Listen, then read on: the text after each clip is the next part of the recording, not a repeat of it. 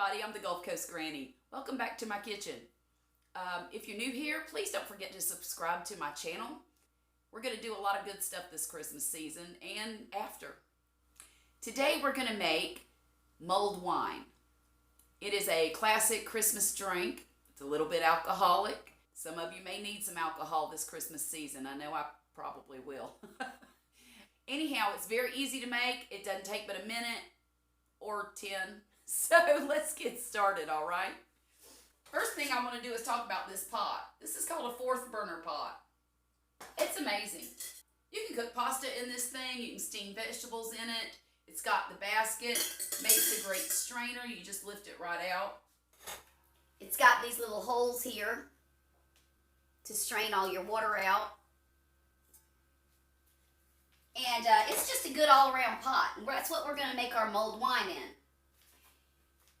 Now, I'm going to use the leftover wine from my Cornish hen recipe. Can't let a good bottle of wine go to waste, can you? And I'm going to pour that in there. It's about 2 cups. You know what? I'm going to test that theory.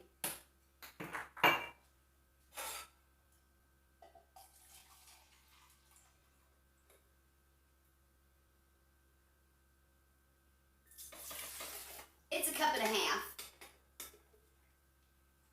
Then I'm going to put in 1.5 cups of apple cider.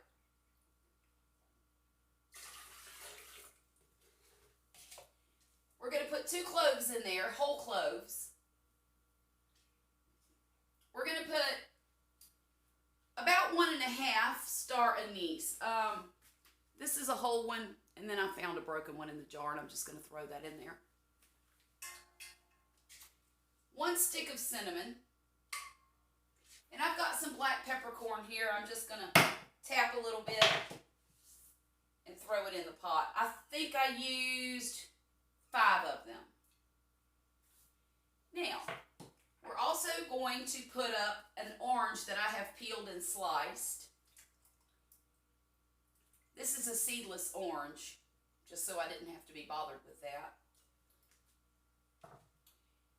One more thing. You got to sweeten it just a bit with some honey. Now, I'm only going to put about 2 tablespoons of honey in here. And I didn't butter this. I just realized it. So it's going to be a pain to get out.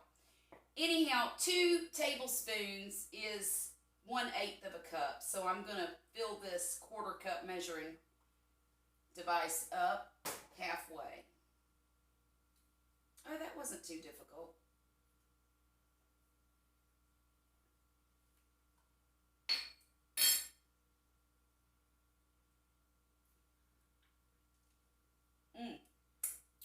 Now, once it's finished cooking, if it's not sweet enough, because it should be a little bit sweet,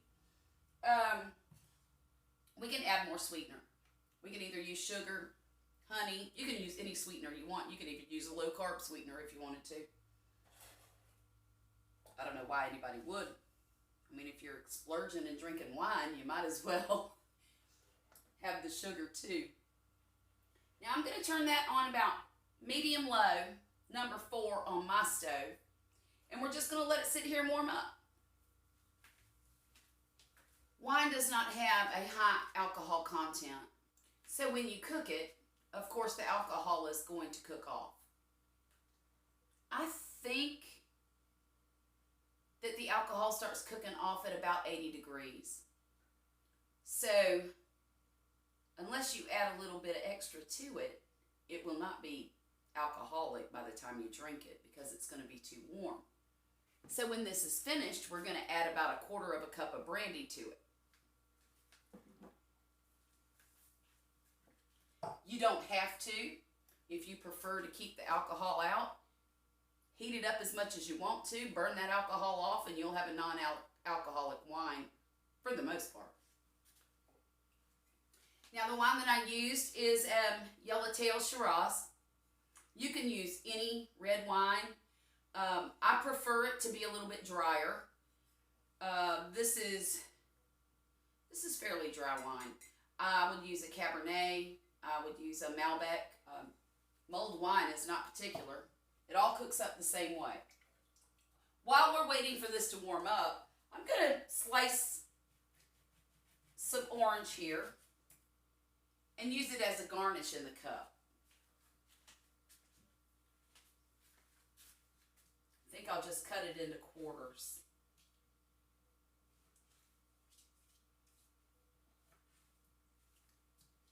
Who's ready for Christmas? I'm never ready for Christmas. I know it comes the same day every year. It's 25th of December every single year. And somehow it sneaks up on me every year. I don't know if it's because I try to ignore it or if it's because I procrastinate. And I do. But it does sneak up on me. And here we are 2 weeks away. And I still have one more kid to buy presents for. But I'm excited for it. I enjoy Christmas every year. I love watching the kids. I love it having the family get together. I just wish that Thanksgiving and Christmas were a little farther apart because it seems like it all happens at the same time of year. Then I have a dry spell where I don't see the kids for a long time, especially the boys who live in Florida. I see my girls quite often. They live within a 30-minute distance from me. In fact, one of them lives right down the road. I could ride my bicycle there if I wanted to. And it's not that I don't want to. It's just that they work so much, I never know when they're home.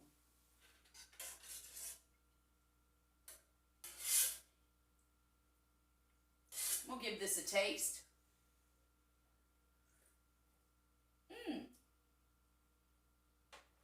I can tell it's going to need a little bit more sweetener. Not too much because you want to know that it's wine and not just super sweet hot grape juice. But spices are starting to really flavor it. Ooh, that smells wonderful. It's just about ready. All we have to do, we're going to strain it to get all the little bits out. I'm going to take that cinnamon stick and stuff it back in there.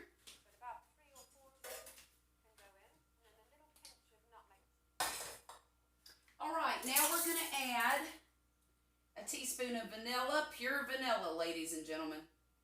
Pure vanilla. And I'm going to free pour a little bit of brandy in here. If I can get the top open.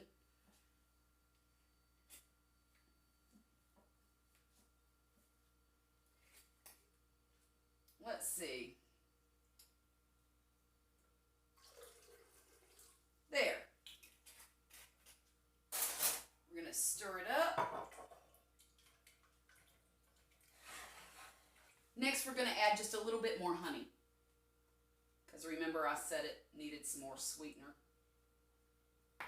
That's probably a tablespoon or so. Now we're going to pour it in this glass.